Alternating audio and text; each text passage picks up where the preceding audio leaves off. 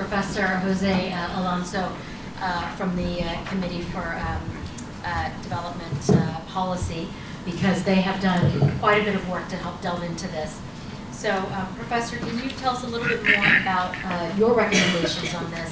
And if you can try to keep your comments as concise as possible, because I think the conversation will be where we really get to the meat of this. But please, go ahead. Thank you very much for inviting me. And please speak right into the microphone.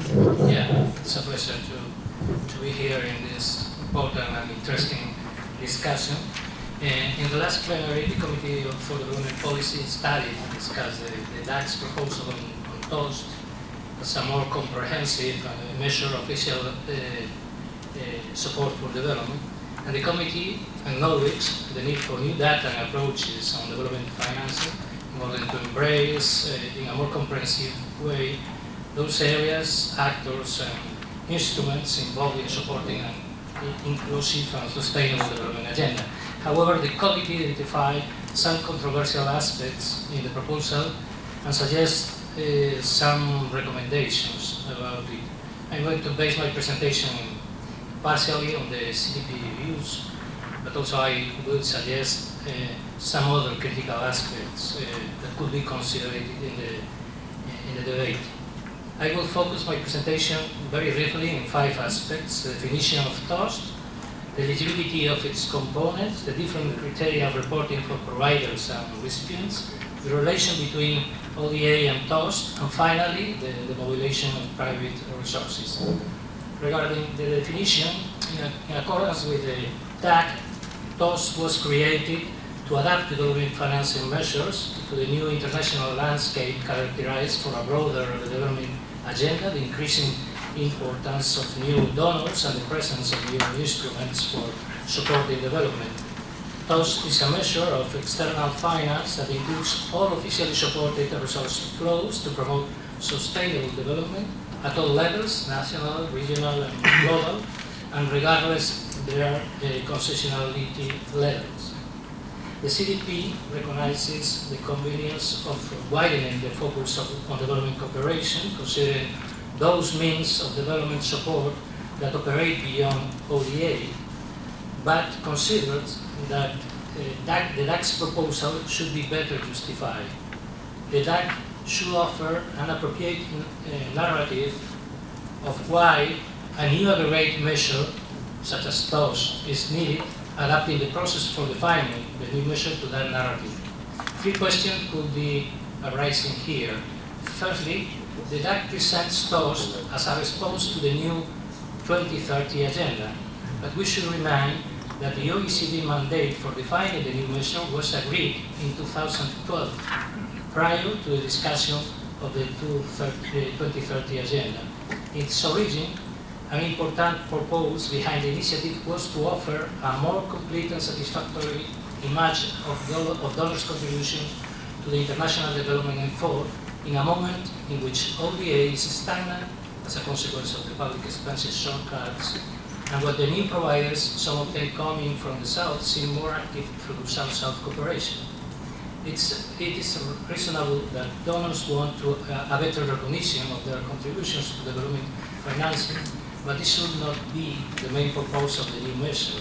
Otherwise, there will be an inconvenient tension for including in the new framework instruments and components that probably should not be considered. And the process could end up giving more attention to the quantity than to the quality of the resources counted. And secondly, it is not clear why this approach should drive us to a new measure of development cooperation rather than a clarification and better measurement of the different areas of the development finance beyond ODA separately considered, especially if we accept, as the DAC recognizes, that available statistics beyond ODA are not sufficiently detailed and consolidated to allow for comparable analysis. Instead of counting different financial sources and instruments and merging them together into a single figure, perhaps it would be better to recognize that flows are different in nature because pursue different purposes and generate different developmental impacts. That is what was suggested by the CDP when I stated that there should be a separate accounting of the different components, climate change, finance, peace and security expenditures, etc., and financial mechanisms, grants, loans, equity investment, that are part of the cost. Regarding the eligibility of components, as the DAC recognized, the main objective of any activity to be counted as ODA must be the economic development and welfare of developing countries. However, TOS aims to cover a broader range of activities that support sustainable development in developing countries, not necessarily with development as their primary objective. In fact, the compendium considered that TOS could serve equally the interest of other countries involved instead of principally focusing on the development of one of the countries involved. And it specifies that these interests may be developmental, but could also be of a commercial, cultural, or political nature. And the compendium refers to the trade finance, short and long term, as significant part of development finance, which is true, and concludes that it may perhaps be appropriate for the TOS framework to include it in the global version. In my view, this approach is clearly debatable.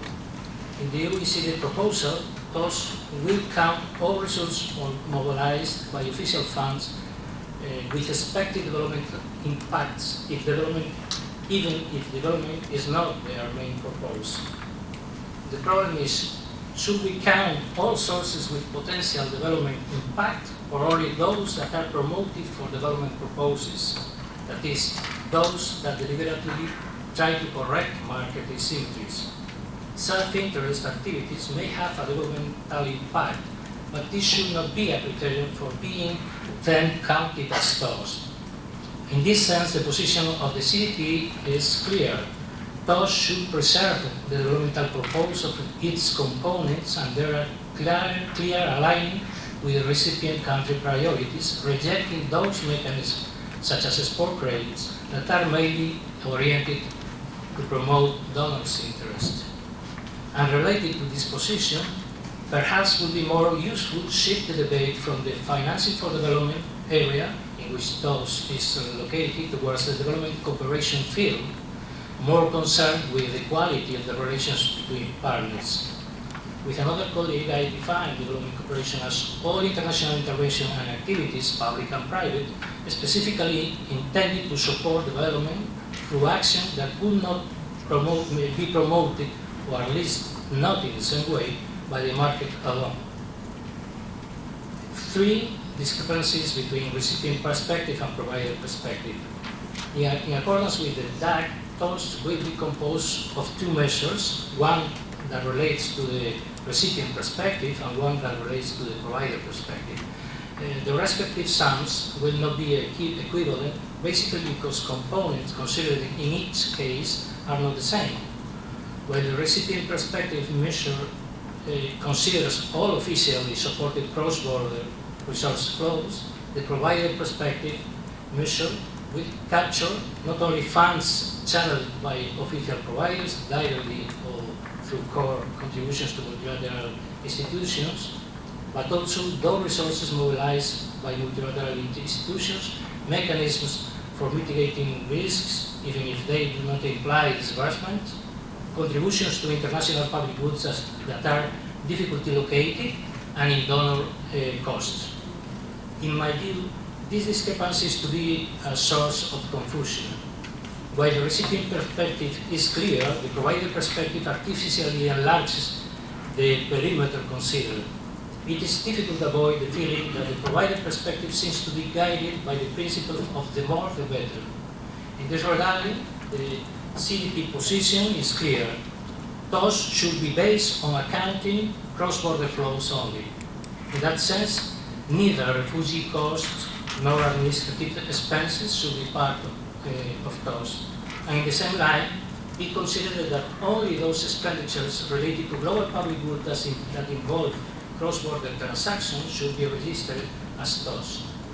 Regarding the relations between TOS and ODA, TOS compendium identifies some clear elements of distinction between ODA and TOS. And while all the ODA is only applicable to that members, thus aims to bring together all providers of public international finance, while other is measured by the grant equivalent, thus will be measured by the full face value of the flows, and while ODA is characterized by eligibility criteria, thus is a metric to simply capture broader resource flows. In any case, it's important that the cost will not supplant the ODA measure. The DAC assures that those will be a different metric and reported separately from ODA. This is in accordance with what the CDP agreed. More precisely, it declared that ODA should be maintained as a separate measure and it should remain the base for monitoring previous donors' commitment. And in accordance with the aforementioned difference between ODA and TOS, the country eligibility and graduation criteria should be equally different between these two measures. And this is right because some countries that are graduated or are close to graduating for ODA could seek support in terms of technical cooperation, environmental policies, or strengthening institutions. My point is that the eligibility and graduation criteria should be transparent and define all of them from a comprehensive perspective. This is the only way in which countries know what kind of means of support are available in each situation and at any stage of development. And regarding private funds, as the DAC recognizes, there are important opportunities for mobilizing private resources in support of sustainable strategies. Global savings have never been higher. There are new sources of funds and more financial instruments and options that are now available. Therefore, it is needed to create the right incentives for aligning private proposals with the SDGs. Public funds can be used to create these incentives through guarantees, mitigating risk, and promoting the access to new sources of capital. The TOS framework tries to measure the mobilization effect of official intervention. But as the compendium assumes, the concept of mobilization is not clear, as neither are other related concepts such as co-financing, leveraging, and catalytic effect. The main problem, in my view, is that there is not any convincing method for measuring the additionality of public resources, because there are serious problems of causality and attribution. The CDP, for example, underlined that it's not always clear the developmental purpose of blending finance, and there is the risk that some of the official funds end up employed in giving support to private activities rather than in catalyzing private resources in favor of recipients' development strategies. Studies on blended finance confirm this ambiguity and raise some doubts about the real additionality of the resources mobilized through these mechanisms. A report for the European Court of Auditors on European Union blending activities during 2007-2013 suggests that in only half of the projects analyzed, the need for a grant enabling the loan was demonstrated. Therefore, it's important to be cautious in this area and previously to clarify terms such as additionality, leveraging, catalyzing, which the registering of private flows associated to official interventions are based on. In accordance, the CDP agreed that those should refer basically to those official flows mobilized with developmental purpose, and private flows mobilized with official support should be separately reported. And just a minute, a final remark on transparency and governance. Notwithstanding the OECD proposal of using TOS as a metric for the monitoring of the implementation of the 2030 agenda, up to now during the process of discussion, TOS has not been clear how the participation of non-DAC members and other stakeholders has been operationalized in real terms. The inclusiveness of the process raises serious concerns, as most of the technical discussion has been happening up to now at OECD DAC, with a few emerging countries being invited as observers, while experts from the UN system were invited to participate on their own capacity and not necessarily as representatives of the organizations they are associated. In accordance with that, the CDP recommended to move the discussion on TOS to the United Nations as a more inclusive forum where provider and recipient countries are represented. The Development Cooperation Forum should hold this debate. This event and other events, such as the promoted by the UN Interagency Task Force on Financing for Development, will be the first steps in this direction.